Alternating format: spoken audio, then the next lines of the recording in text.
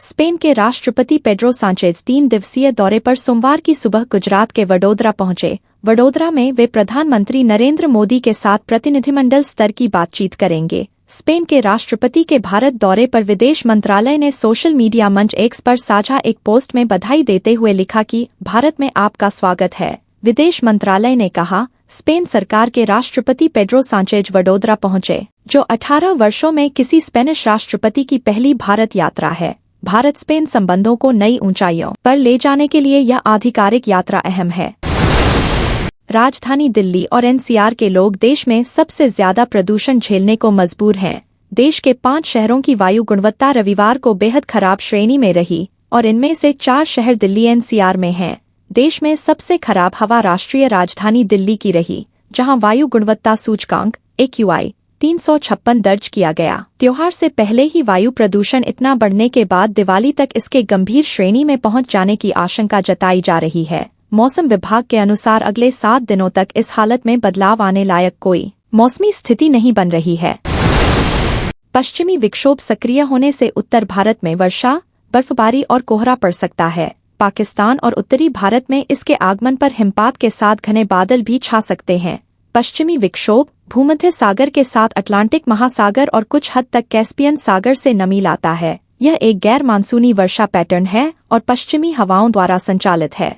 यह मध्य अक्षांश क्षेत्र में विकसित हो रहा है। मौसम विभाग के अनुसार पूर्वोत्तर, मध्य, पश्चिम और उत्तर पश्चिम भारत में इस सप्ताह भी मौसम शुष्क बने रहने का अनुमान है। देश के इन हिस्सों में बारिश होने की कोई संभावना नहीं है।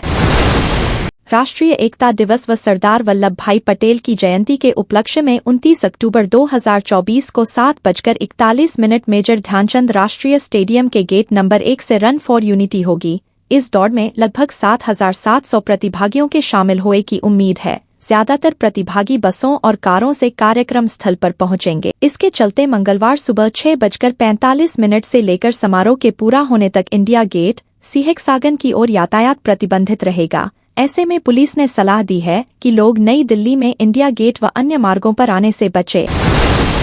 IPL 2025 सत्र की तैयारियां शुरू हो चुकी हैं और अगले कुछ दिनों में फ्रेंचाइजी खिलाड़ियों को रिटेन और रिलीज करने का फैसला लेंगी। इस बीच सभी की नजरें चेन्नई सुपर किंग्स CSK के पूर्व कप्तान महेंद्र सिंह धोनी पर टिकी हुई हैं।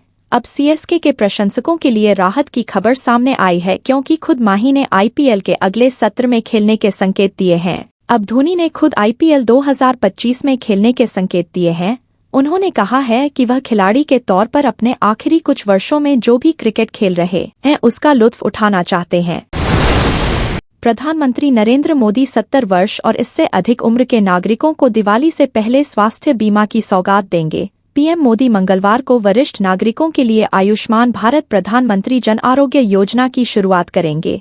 इससे करीब 4.5 करोड़ परिवारों के लगभग 6 करोड़ नागरिकों को लाभ होगा। आधिकारिक सूत्रों ने बताया कि इस योजना के तहत गरीब हो या अमीर, 70 वर्ष या उससे अधिक उम्र का प्रत्येक व्यक्ति आयुष्मान कार्ड पाने के लिए पात्र है। विस्तारित योजना शुरू होने पर वरिष्ठ नागरिक ABPMJY के तहत किसी भी सूचीबद्ध अस्पताल में 5 लाख रुपए तक का मुफ्त इलाज करा सकेंगे।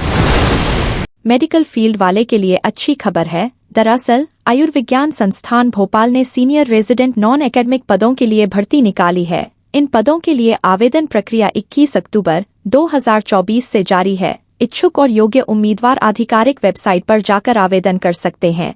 आवेदन की अंतिम तिथि 5 नवंबर 2024 है। एम्स भोपाल इस भर्ती अभियान के माध्यम से सीनियर रेजिडेंट के कुल 76 पदों को भरेगा और यह भर्ती कुल 23 विभागों के लिए निकाली गई है। इसमें biochemistry, cardiology, general surgery, pathology and lab medicine समेत अन्य कई विभाग शामिल है। पूर्णिया सांसद पप्पू यादव को अलग अलग 2 गैंगस्टरों ने धमकी दी है। सांसद को लॉरेंस बिश्नोई गैंग के गुर्गों ने धमकाया है। कहा कि TRP कमाने के चक्कर में न पड़ो वरना रेस्ट इन पीस कर देंगे। बता दें कि इसी गैंग ने मुंबई में NCP नेता बाबा सिद्दीकी की हत्या की भी जिम्मेदारी ली थी। बाबा सिद्दीकी की हत्या के बाद पप्पू यादव ने लॉरेंस बिश्नोई को चुनौती दी थी। कहा था कि अगर कानून अनुमति दे तो मैं 24 घंटे में इस 2 टके के अपराधी के पूरे नेटवर्क को खत्म कर दूंगा। इस घटना के करीब 13 दिन बाद अब पप्पू यादव को जान से मारने की धमकी मिली है। राजधानी लखनऊ में 2 दिन पहले पुलिस हिरासत में व्यापारी की मौत हो गई थी। सोमवार को सीएम योगी आदित्यनाथ पीड़ित परिवार से मिले। उन्होंने परिवार को तत्काल 10 लाख की आर्थिक मदद दी, बच्चों को फ्री शिक्षा देने की बात कही, सरकारी आवास के साथ अन्य सरकारी योजनाओं का लाभ मिलने का आश्वासन दिया। इस दौरान विधायक योगेश शुक्ला एवं सभासद शैलेंद्र वर्मा परिवार के साथ पहुंचे थे। बताते चलें कि चचेरे भाई से पैसों के विवाद में पुलिस ने मोहित पांडेय को घर से उठाया था। लॉकअप में उसकी तबीयत बिगड़ गई थी, इसके बाद उसकी मौत हो गई थी। मध्य प्रदेश में दीपावली और स्थापना दिवस से पहले मुख्यमंत्री डॉक्टर मोहन यादव ने प्रदेश के सरकारी अधिकारियों और कर्मचारियों को महंगाई भत्ते की सौगात दी है। मुख्यमंत्री ने घोषणा की कि राज्य सरकार ने महंगाई भत्ते की दर में बढ़ोतरी का फैसला किया है और यह जनवरी 2024 से 50% की दर से लागू किया जाएगा। इसके साथ ही 10 माह के एरियर का भुगतान भी किया जाएगा। मुख्यमंत्री ने बताया कि मार्च 2024 में वित्त विभाग ने डीए में 46% की दर पर वृद्धि स्वीकृत की गई थी, जो 1 जुलाई 2023 से प्रभावी थी।